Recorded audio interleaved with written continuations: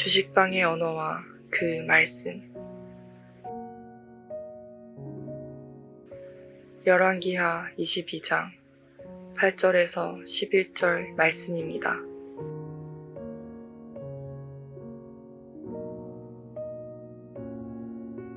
대제사장 hil기야가 서기관 사반에게 이르되 내가 여호와의 성전에서 율법책을 발견하였노라 하고 hil기야가 그 책을 사반에게 주니 사반이 읽으니라.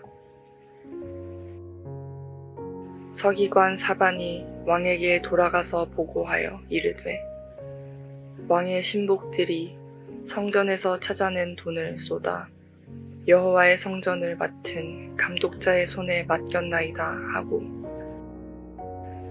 또 서기관 사반이 왕에게 말하여 이르되 제사장 hil기야가 내게 책을 주더이다 하고 사반이 왕의 앞에서 읽으매 왕이 율법책의 말을 듣자 곧 그의 옷을 찢으니라.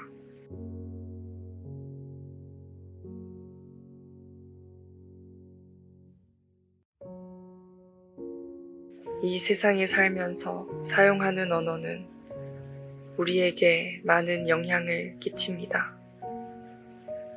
어떤 말은 사람을 속이고 상처를 주지만 또 어떤 말은 위로가 되고 회복을 시키며 사람을 새롭게 만들기도 합니다.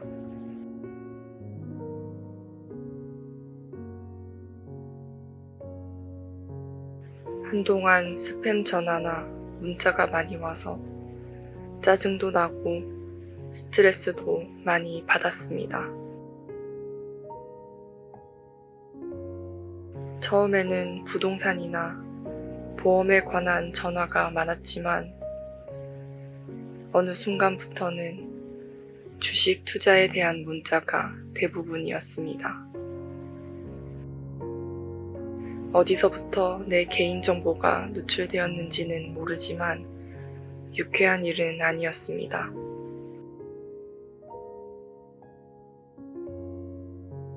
하루 평균 2~3건 정도로 문자가 오는데 몹시 신경에 거슬렸습니다. 그런데 어느 날부터는 문자에 이름까지 넣어 땡땡님이라고 부르는데 도저히 참고 넘어갈 수가 없었습니다. 여러 방법을 알아보던 중 차단 문구 관리 기능이라는 것을 알게 되었습니다. 문자 속 특정 단어를 저장해 놓으면 번호가 차단되어 더 이상 문자가 오지 않습니다. 그래서 문자가 올 때마다 중심 단어를 차단 문구에 등록했는데 많은 양의 단어가 쌓이다 보니 지금은 광고 문자가 거의 오지 않게 되었습니다.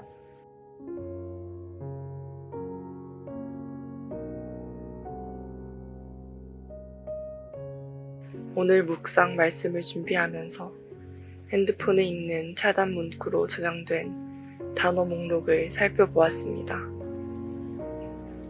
초대박, 투자, 급등주, 고배당, 상한가, 빅수익, 소액, 목돈, 당첨, 최고수익, 솔루션 등등이었습니다.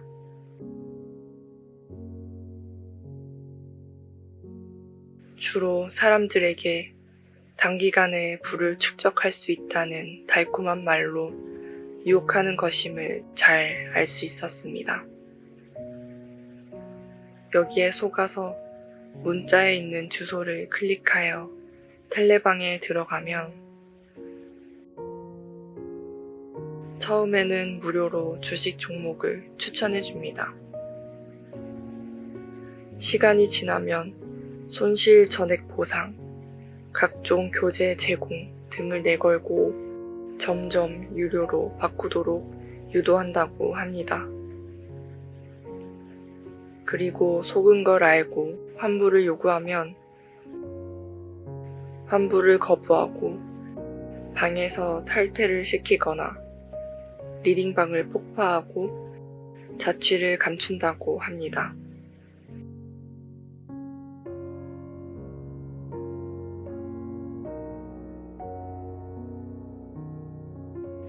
오늘 본문을 보면 구약 이스라엘 백성들에게 하나님의 말씀이 사라져 버렸고 율법의 책이 기억에서 사라졌던 시절의 이야기가 나옵니다.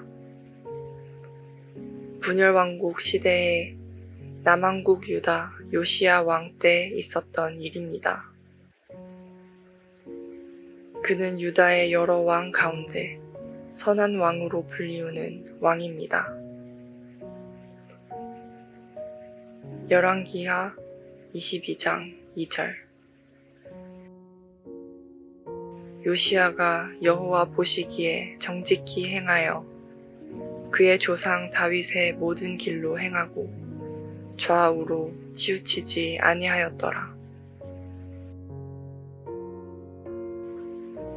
왕위에 오른 요시야가 예루살렘 성전의 수리 작업을 시작합니다.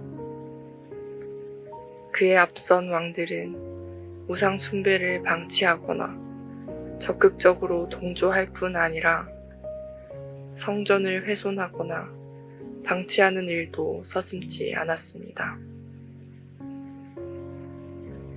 성전 곳곳이 파손되고 허물어져 갈 때 요시야는 서기관 사반을 대제사장 힐기야에게 보내서 성전 수리를 명령합니다.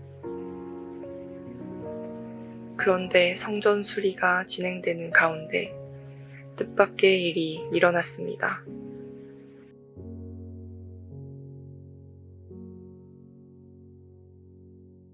대제사장 힐기야가 율법책을 발견한 것입니다.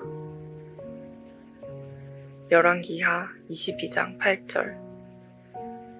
대제사장 힐기야가 서기관 사반에게 이르되 내가 여호와의 성전에서 율법책을 발견하였노라 하고 힐기야가 그 책을 사반에게 주니 사반이 읽으니라.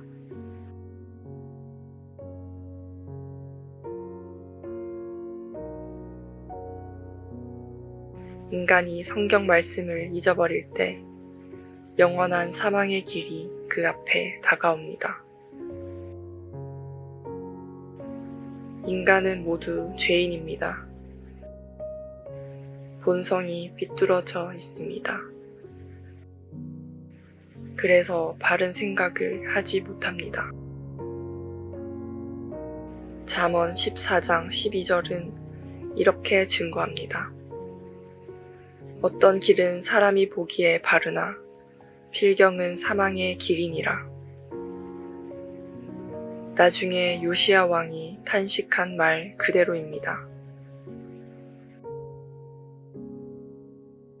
우리 조상들이 이 책의 말씀을 듣지 아니하며 이 책에 우리를 위하여 기록된 모든 것을 행하지 아니하였으므로 여호와께서 우리에게 내리신 진노가 크도다. 요시야 왕은 율법의 말씀을 들었을 때 그의 옷을 찢었습니다. 왕이 율법책의 말을 듣자 곧 그의 옷을 찢으니라. 옷을 찢었다는 것은 죄를 깨닫고 슬퍼하면서 회개했음을 의미합니다. 사도 바울은 하나님을 떠난 인간의 영적 상태를 이렇게 묘사합니다. 에베소서 4장 18절. 그들의 총명이 어두워지고 그들 가운데 있는 무지함과 그들의 마음이 굳어짐으로 말미암아 하나님의 생명에서 떠나 있도다.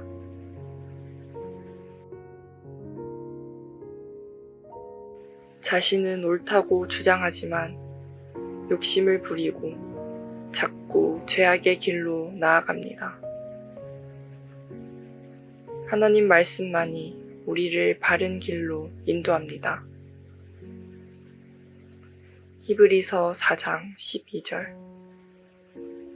하나님의 말씀은 살아있고 활력이 있어 좌우의 날선 어떤 검보다도 예리하여 혼과 영과 및 관절과 골수를 찔러 쪼개기까지 하며 또 마음의 생각과 뜻을 판단하나니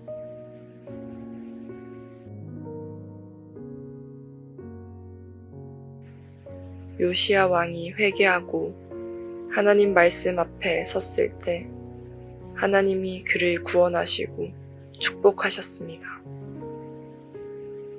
요시야가 하나님의 말씀에 대해 더 자세히 알고 싶어서 대제사장 hil기야와 서기관 사반을 비롯해서 신하 몇 사람을 여선지자 훌다에게 보냅니다. 그때 훌다를 통해서 하나님이 이렇게 말씀하십니다. 열왕기하 22장 19절. 내가 이곳과 그 주민에게 대하여 빈 터가 되고 저주가 되리라 한 말을 내가 듣고 마음이 부드러워져서 여호와 앞 곧 내 앞에서 겸비하여 옷을 찢고 통곡하였으므로 나도 내 말을 들었노라. 여호와가 말하였느니라.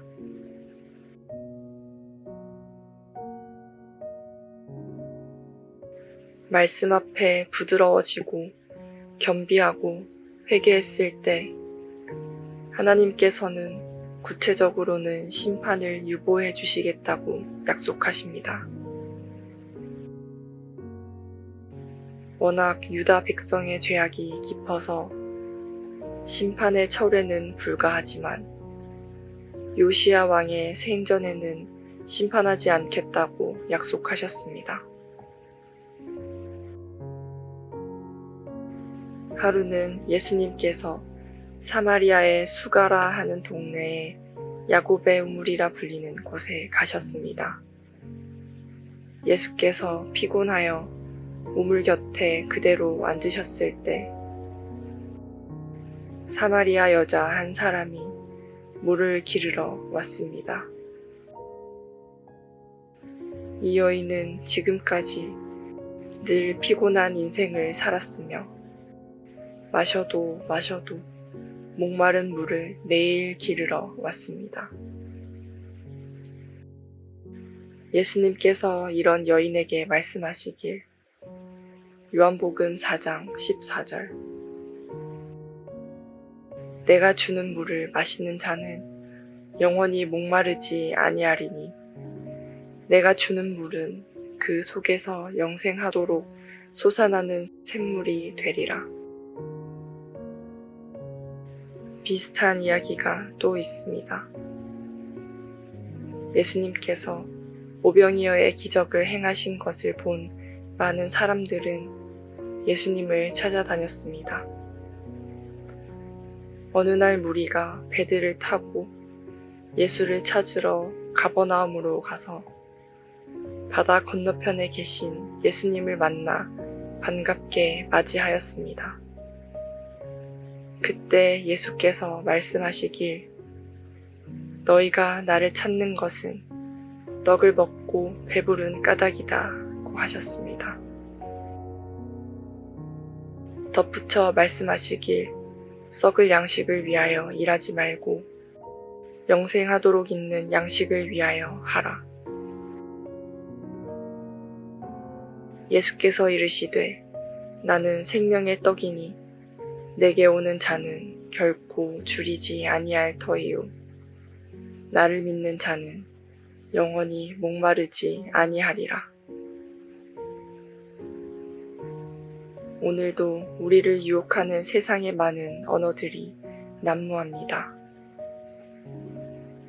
죽어가는 육체의 충족을 위해 초대박, 급등, 빅수익이란 달콤한 단어로 인간을 사망의 길로 유혹합니다. 반면에 성경의 말씀은 요시야 왕을 부드럽게 하고 겸비하게 하고 회개하여 돌이키게 합니다. 성경의 말씀은 쉼과 생명과 구원과 축복, 은혜, 감사로 나를 영생의 길로 인도합니다. 오늘은 예수님의 말씀으로 끝을 맺겠습니다. 마태복음 11장 28절. 수고하고 무거운 짐진 자들아, 다 내게로 오라. 내가 너희를 쉬게 하리라.